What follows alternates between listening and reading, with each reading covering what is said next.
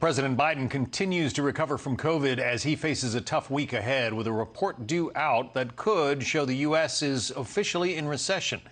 And polling shows his approval rating hitting an all-time low. Particularly dangerous for his political fortunes is a new Quinnipiac poll that shows only 19% of Hispanics approve of the president's job performance.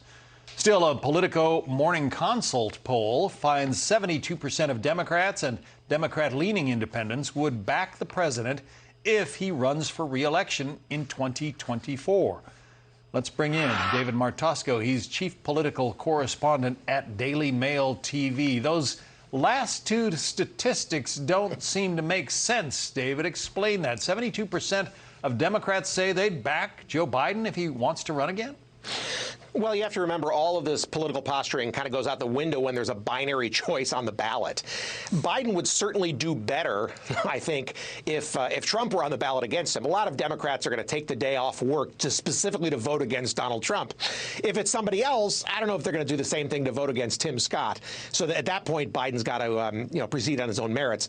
But yeah, I think this is the difference between a primary and a general election. I don't think it's all that surprising, actually, that only 19% of Hispanic voters now back the president.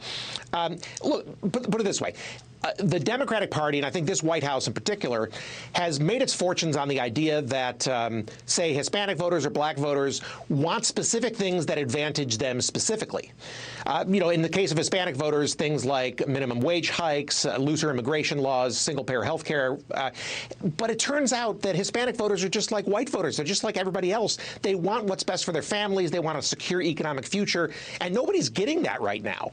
So they're in the same boat that everybody else is, which is what prices are going up, inflation has run away. Help. Yeah, if looser immigration laws were the key to, support from Hispanic voters, Joe Biden would be up in the 90s right now, wouldn't he?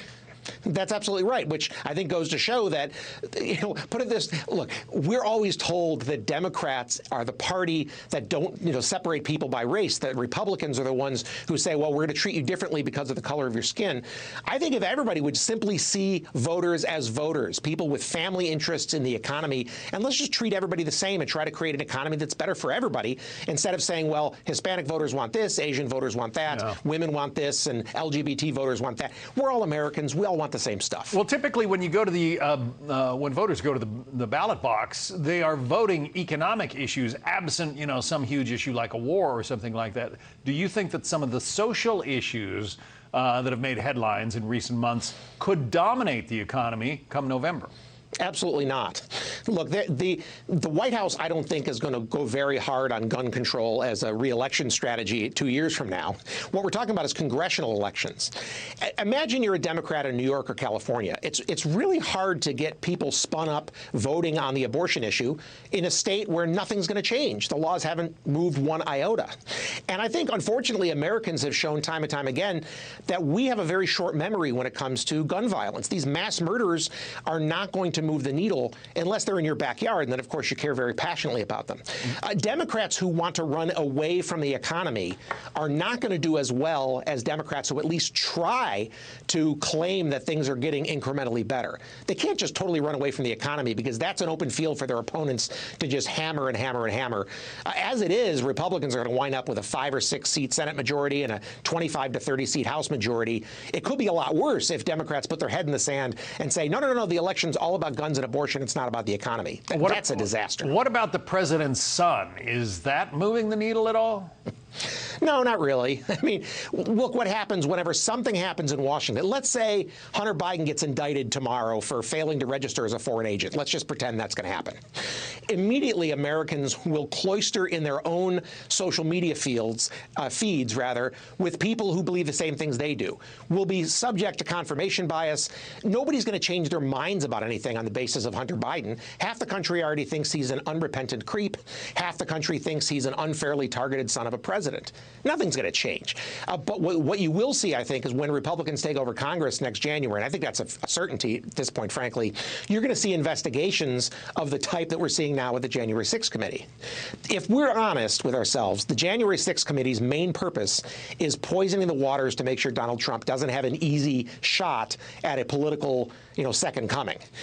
The Republicans are going to do the same thing to the Bidens when they take over. And of course, Hunter Biden is going to be Exhibit A, because it looks more and more, the more we find out, like the president may actually have known what his son was doing in terms of his foreign business dealings. And he may very well have committed a crime. Hunter, not Joe. Hunter may have committed a crime by not registering as a foreign agent. That's ugly stuff. And you're going to see subpoenas fly. You're going to see Jim Jordan and Ted Cruz and Rand Paul and, all the most aggressive Republicans. And maybe they'll even put Marjorie Taylor Greene on a committee. That'll be interesting to watch. But the Justice Department may not make any moves before the election when it comes to the Hunter Biden case. That's going to be interesting to watch. David Martosko, chief political correspondent at Daily Mail TV. David, thanks for coming on. Thanks.